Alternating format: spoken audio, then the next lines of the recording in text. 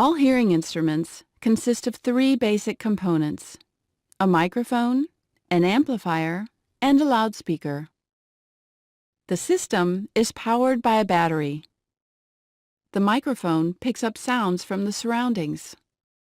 A hearing instrument may have one or two microphones. Two microphones make it possible to create a directional effect by comparing the two different signals coming from the microphones. This way, the instrument helps the user to decrease the noises coming from behind, which increases the comprehension of speech coming from the front. The main function of the amplifier is to amplify the incoming sounds so that they become meaningful to the user, but it also adapts the signal to fit the individual's hearing loss, hearing environment, and listening preferences. The amplifier is normally based on digital technology built in a microchip. The loudspeaker in hearing instruments, often called the receiver, sends the final amplified sound into the ear canal. The two most common types of hearing instruments in the market today are behind-the-ear instruments, also called BTEs, and custom instruments, which are molded to fit the individual user's ear canal. BTE instruments cover the widest range of hearing losses, are physically more stable, and fit most ears. That's why the majority of hearing instrument users have a BTE model. In a BTE instrument, the components are placed in the casing behind the outer ear. From here, the microchip processes the sound according to individual needs. The amplified sound is led from the hearing instrument to the ear canal through a small plastic tube. The tube is kept in place in the ear canal by an earpiece, which can be either a custom-made ear mold or a small dome. The BTE instruments are available in different sizes. As a rule of thumb, the larger versions can provide more power and cover more severe hearing losses. Additionally, the bigger BTEs have space for more functions, such as a push button for controlling volume and settings.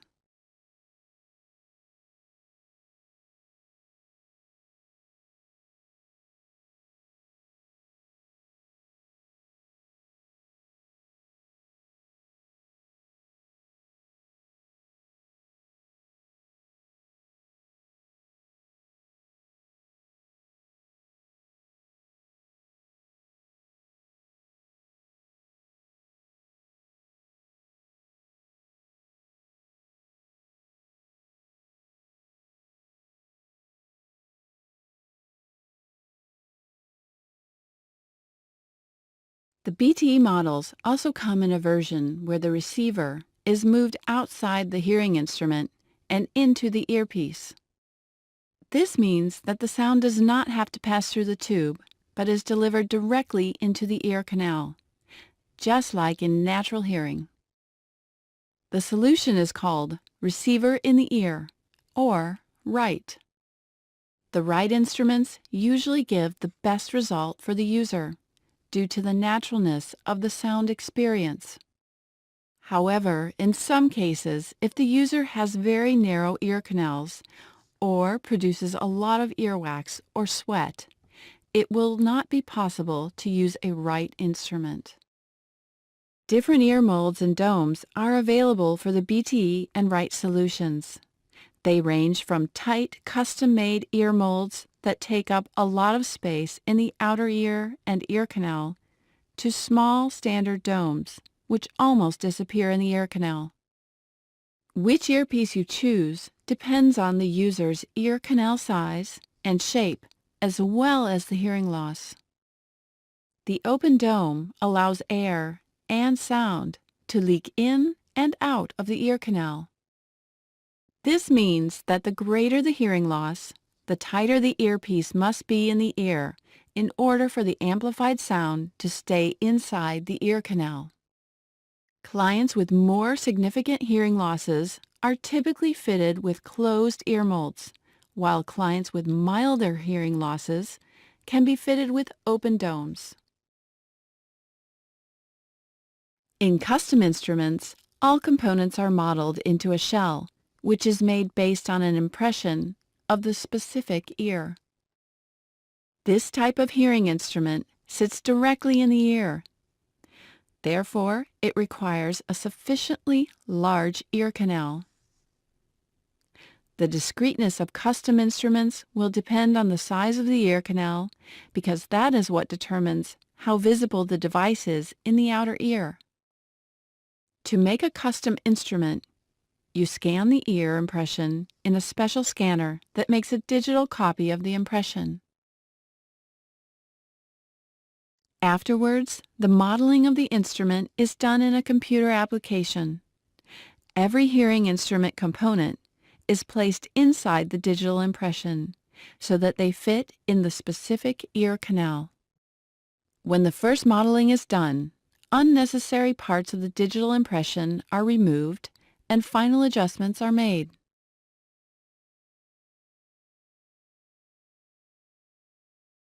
You can divide custom instruments into 4 main types based on how much space they fill out in the ear canal and outer ear. In general, the bigger the instrument, the bigger hearing loss it can compensate for, and the more features it can have. On the other hand, the smaller the instruments are, the more discrete they become. When making custom instruments, the aim will always be to provide the client with the smallest possible model, taking into consideration the size of their ear canal, their hearing loss, and their needs and wishes concerning functionality.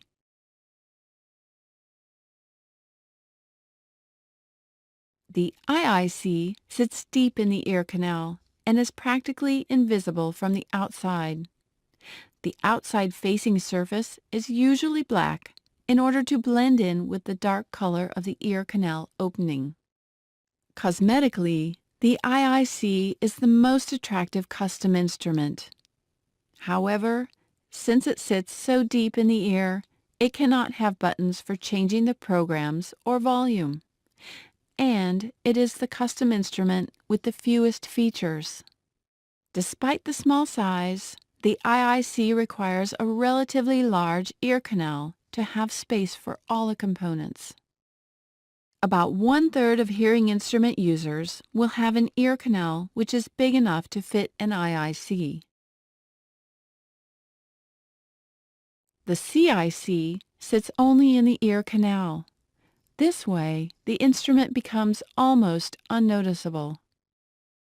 The trade-off with the CIC is that it has less room for advanced features compared to the bigger custom instruments.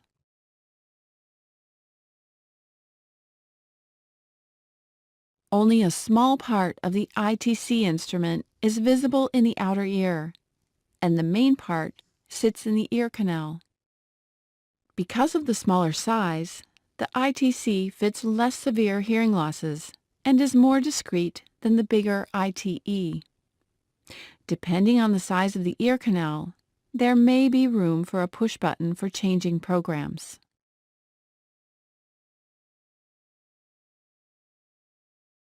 The ITE instruments are relatively large instruments that fill out the ear canal and a significant part of the outer ear. Because of its size, this type of custom instrument can cover severe hearing losses and has high flexibility in terms of features. For example, the ITE may have room for functions such as a second microphone, push button for program change, volume wheel, etc. For most types of hearing loss, hearing instruments greatly improve the perception of sound and improve the client's ability to communicate with other people. However, hearing instruments cannot restore normal hearing. The amplified sound must still pass the damaged part of the hearing pathway on its way from the speaker to the brain. The damaged hearing imposes a number of restrictions on the perception of sound. The hearing instrument needs to present sounds in a way that the client can hear them, without being uncomfortable to listen to. At the same time, the hearing instrument provides a number of assisting functions.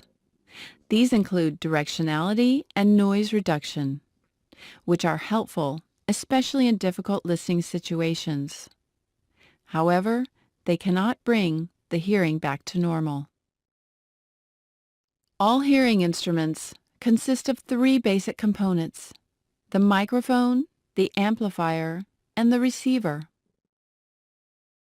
Today, the two most common types of hearing instruments are BTE instruments, which are placed behind the outer ear, and custom instruments, which are placed in the ear canal.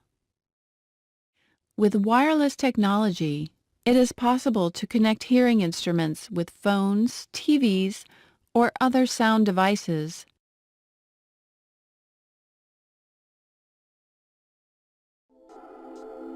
Thank you for taking this course.